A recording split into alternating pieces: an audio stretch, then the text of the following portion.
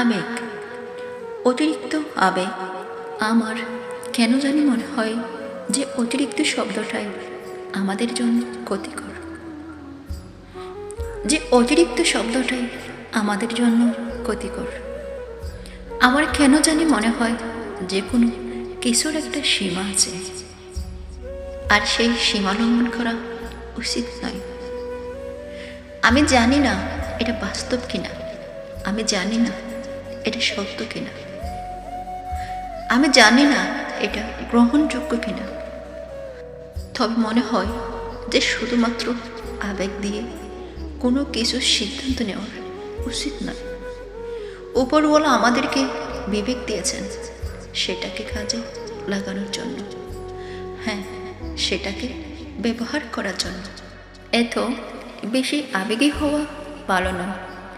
একটা জেনারেশন, একটা সময় ছিল যখন কেউ এক গাল পেতে দিলে আর এক গাল পাতলে হয়তোবা সেখানে মানবিকতা, মানসিকতা কাজ করত।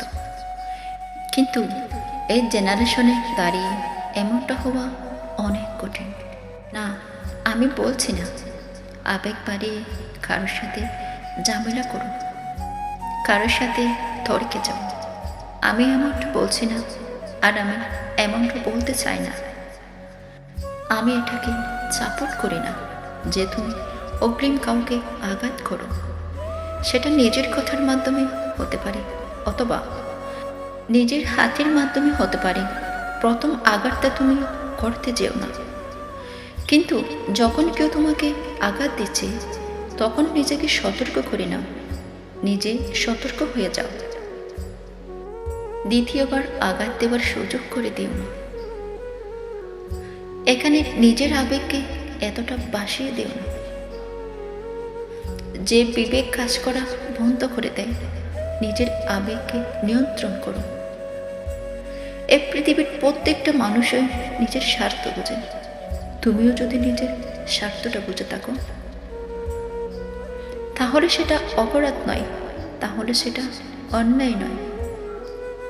হ্যাঁ, কাউকে ক্ষতি করতে যেও না।